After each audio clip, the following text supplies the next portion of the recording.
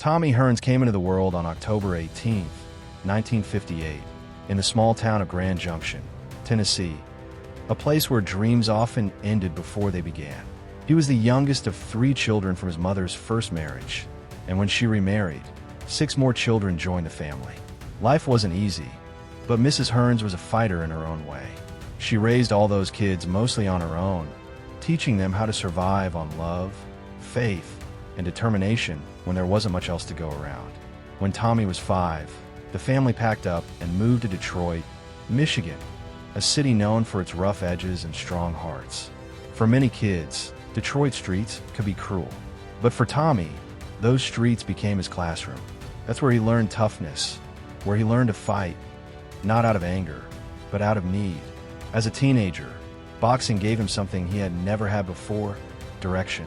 He wasn't the biggest or the strongest kid, but once he slipped on those gloves, everything changed.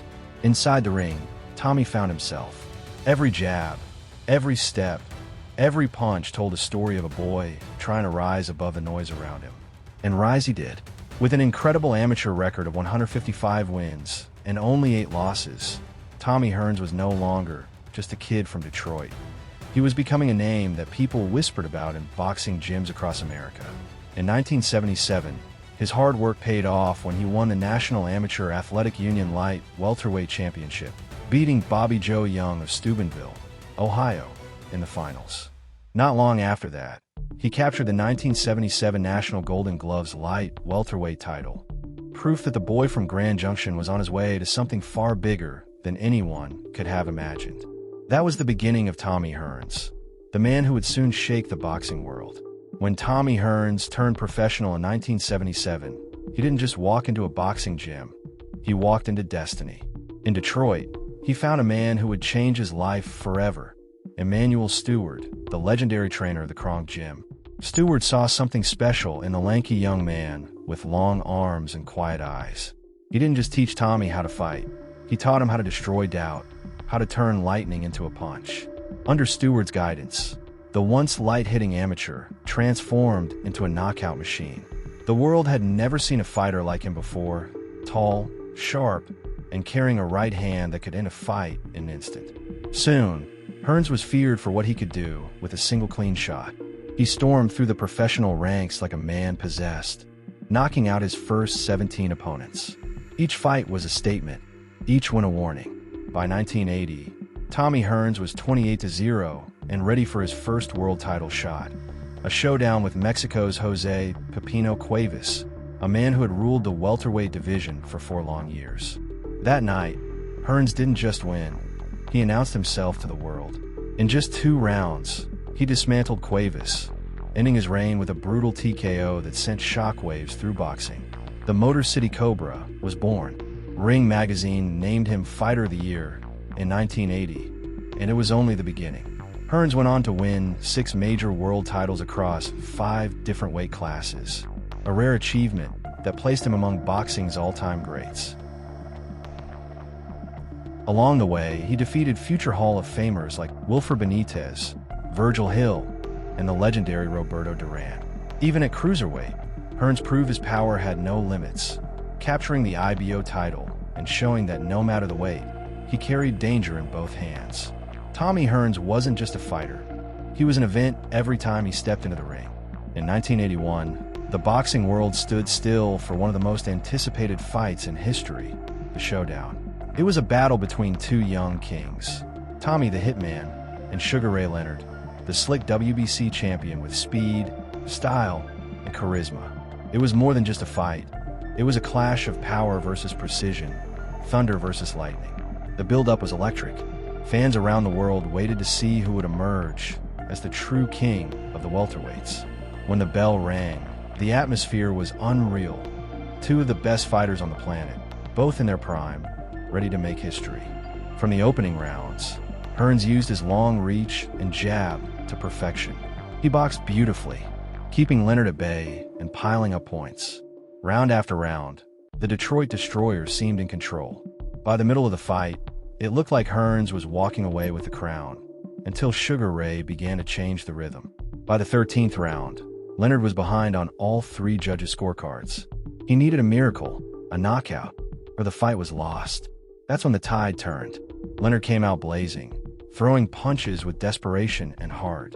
Near the end of the round, he caught Hearns and sent him crashing into the ropes. Hearns, completely spent, barely made it out of the round. The bell saved him, but just for a moment.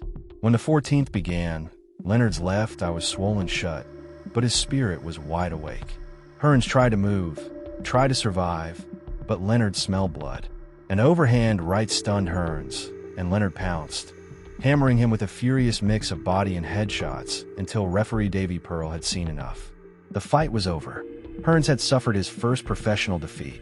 Both men walked away with respect and a record-breaking $17 million combined purse, the biggest payday in sports history at that time.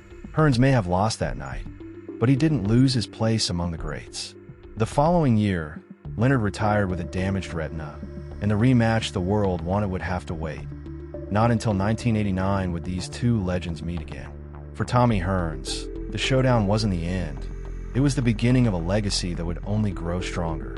After the heartbreak of 1981, Tommy Hearns didn't fade.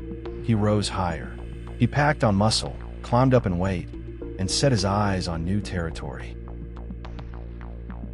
The critics wondered if his power would follow him. It did, and then some. In December 1982, in the lively city of New Orleans, Hearns stepped into the ring to face the great Wilfred Benitez, a three-time world champion known for his defensive genius and sharp counterpunching. Benitez was no easy task. He had made legends miss before. But that night, Tommy the Hitman, Hearns wasn't just fighting for a title. He was fighting for redemption. After 15 tactical, high-speed rounds, Hearns' hand was raised. He had just beaten one of the smartest fighters in boxing history and claimed the WBC Super Welterweight title. From that moment, Hearns became a storm that no one could control. He defended his title with authority, beating European champion Luigi Mancillo over 12 rounds, flattening Fred Hutchings in 3, and stopping Mark Metal in 8. But it was one night in 1984 that the world would never forget. That night, Hearns faced the legendary Roberto Duran, a man known for his iron chin, his ferocity, and his pride. No one had ever knocked Duran out, ever. But in just 2 rounds, Tommy Hearns did the impossible. He didn't just beat Duran, he destroyed him. A right hand so fast, so clean, it was as if lightning had struck the ring. Duran crumbled, and the crowd exploded. That knockout wasn't just another win, it was history. Hearns had just become the first man to knock out Roberto Duran, and in doing so, he reminded the world that he wasn't done, not even close. His explosive reign at 154 pounds earned him his second Ring Magazine Fighter of the Year award in 1984, and cemented his reputation as one of the most dangerous punchers the sport had ever seen. From the streets of Detroit to the top of the boxing world, Tommy Hearns was no longer chasing greatness. He was defining it. In 1985, Tommy Hearns did what true warriors do. He went looking for the biggest mountain to climb. Still holding his super welterweight crown, he dared to step into the middleweight division to face the most feared man in boxing, the undisputed champion, Marvin Hagler. The world called it the fight, but fans would remember it by another name, the war, because that's exactly what it was. From the opening bell, chaos erupted. Hearns charged forward, throwing bombs with bad intentions, stunning Hagler almost instantly. The crowd roared. This wasn't boxing, it was pure combat. But in the heat of that wild first round, something went wrong. Hearns landed a right hand so hard that he broke it. The pain shot through his arm, yet he refused to back down. He kept fighting with everything he had: heart, speed, and sheer will. In the second round, blood began to flow, but it wasn't Tommy's. Hearns opened a deep cut on Hagler's forehead, and for a brief moment, the fight nearly stopped. Referee Richard Steele called time as the doctor examined the wound. The crowd held its breath. The doctor looked up and said the words that would echo through history: "Let him go." And just like that, the war resumed. Both men traded punches like their lives depended on it. Thunder for thunder, pride for pride. Hearns, fighting with one good hand, tried to use his jab and movement to slow Hagler down, but Hagler was relentless. In the third round, Hagler finally caught him. A vicious right hand sent Hearns stumbling into the ropes. Another crushing blow landed, and the Hitman went down. Tommy beat the count, his heart still screaming to fight, but his body had nothing left to give. The referee stopped it. The war was over. Even in defeat, Tommy Hearns won the respect of millions. He had stood toe-to-toe with one of the toughest men to ever wear gloves and made it one of the greatest fights in boxing history. Those 3 unforgettable rounds are still talked about today. A furious storm of skill, courage, and heart that defined an era. A rematch seemed destined, but it never came. After his war with Hagler, Tommy Hearns didn't sit around licking his wounds. He came back with vengeance in his heart. In 1986, he stepped into the ring with the undefeated James "Black Gold" Schuler, a talented young fighter many believed would soon rule the division. But Hearns had other plans. From the opening bell, he unleashed one of the most devastating first rounds of his career. A single, thunderous right hand sent Schuler crashing to the canvas. Just like that, the fight was over, a knockout so clean, it reminded the world why they called him the Hitman. But fate can be cruel. Just a week later, tragedy struck. James Schuler was killed in a motorcycle accident. The news broke Hearns' heart. At Schuler's funeral, Hearns did something few champions would have done. He handed Schuler's family the NAF championship belt he'd just won, saying he deserves to keep it. That gesture showed the world that behind the power and the fame, Tommy Hearns was a man of deep respect and compassion. In March 1987, Hearns returned to his hometown of Detroit and put on a show the city would never forget. Facing Dennis Andrews for the WBC light heavyweight title, Tommy knocked him down 6 times before finishing the fight in the 10th round. The crowd at Cobo Hall erupted. Their hero had become a world champion once again, now in his 4th weight division. But Hearns wasn't done making history. Later that same year, he moved back down to middleweight and destroyed Argentina's Juan Roldan in just 4 rounds to capture the vacant WBC middleweight title. In that moment, Tommy Hearns became a 4-division world champion, a rare and remarkable achievement in boxing. Then came 1988, a year of highs and heartbreaks. In June, in a shocking turn of events, Hearns lost his middleweight crown to Aaron Barkley. In just 3 rounds, Barkley landed a punch that changed everything. It was named Ring Magazine's Upset of the Year, and for a moment, it looked like Hearns' reign was over.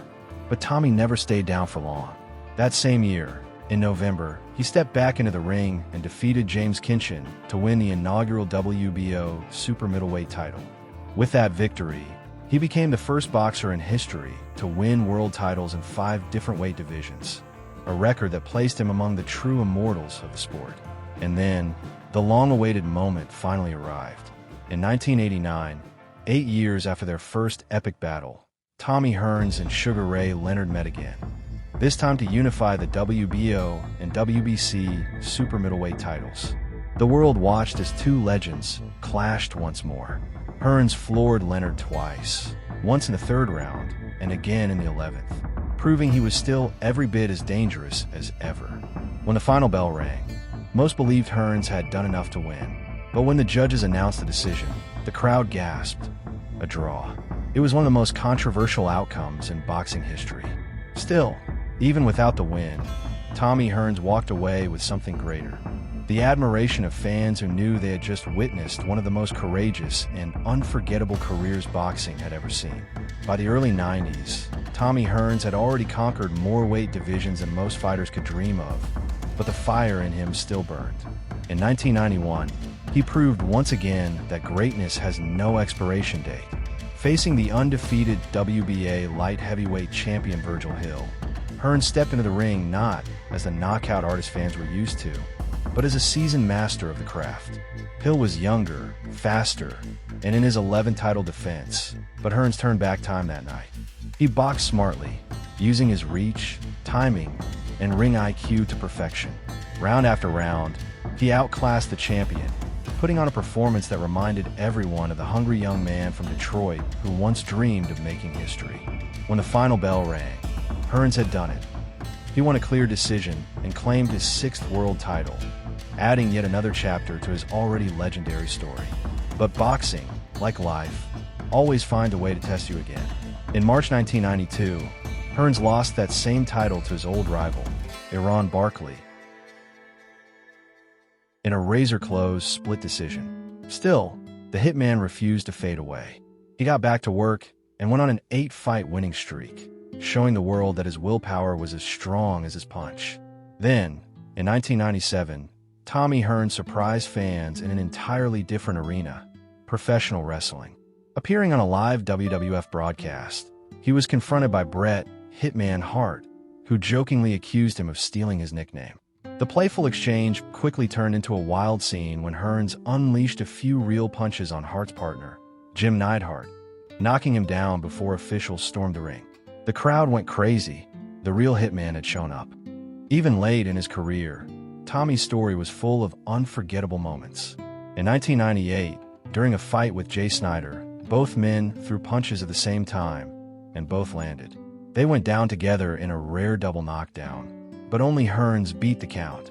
Snyder stayed down, and the Hitman walked away with another first-round knockout, another reminder that his power never aged. In 1999, Hearns crossed the Atlantic to England and beat Nate Miller by unanimous decision, capturing the IBO Cruiserweight title, his 7th and final world title. But the triumph didn't last long.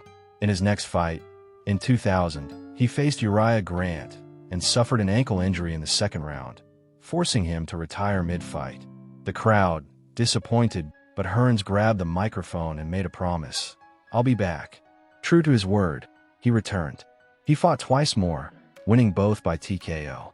On February 4th, 2006, Tommy Hearns stepped into the ring one last time against Shannon Landberg, and fittingly, he went out a winner.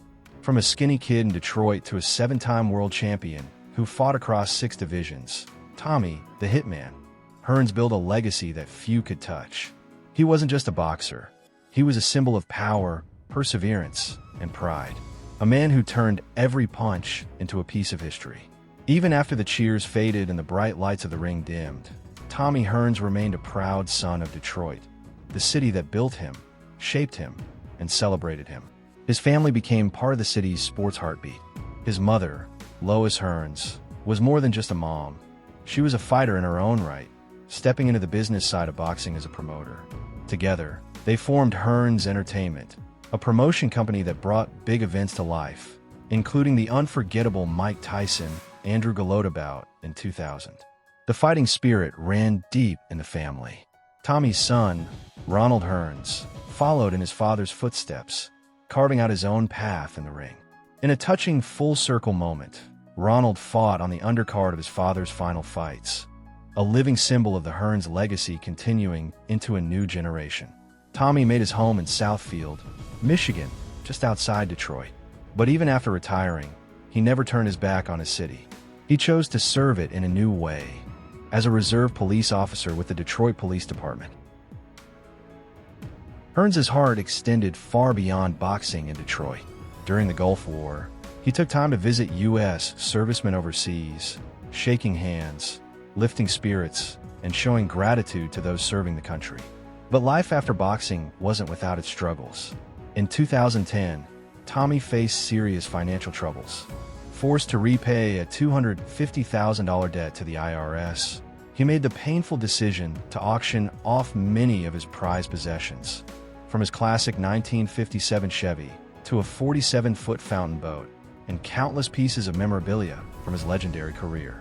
He took full responsibility, explaining that his debt had come from being too generous with his large extended family, a reflection of his big heart, the same one that made him so loved. Even in the small moments, Tommy's life stayed in the public eye. In 2012, he found himself on the reality show Parking Wars, after being ticketed for parking in the middle of the road, a lighthearted glimpse of a boxing legend just living life like anyone else. And in 2024, long after hanging up the gloves, Tommy Hearns once again stood on a stage, this time at a political rally in Detroit. No longer the young Hitman who terrified opponents in the ring, but a respected figure, a Detroit icon whose presence alone commanded attention. Through the triumphs and the trials, Tommy Hearns' story never stopped being human. From Grand Junction to Detroit, from the squared circle to community service, his life has been one long fight, not just against opponents, but against the odds. And like every great champion, he never stopped standing tall. Tommy Hearns' journey is the kind of story that boxing fans never forget. A tale of courage, power, and heart that stretched far beyond the ring. From the streets of Detroit to the biggest arenas in the world, he gave everything he had. Every punch, every moment, every ounce of himself. He fought with purpose, lived with passion, and carried the pride of his city wherever he went. Even when life threw its hardest punches, Hearns never stopped standing tall. He rose from humble beginnings to become one of boxing's most electrifying legends. A man who didn't just fight opponents, but fought through life itself with the same fierce spirit. Tommy, the Hitman. Hearns wasn't just a champion, he was an era. And though time moves on, his legacy still echoes through every boxing gym, every fan's memory, and every young fighter who dares to dream big. Because long after the final bell, the Hitman's story still hits, hard and unforgettable.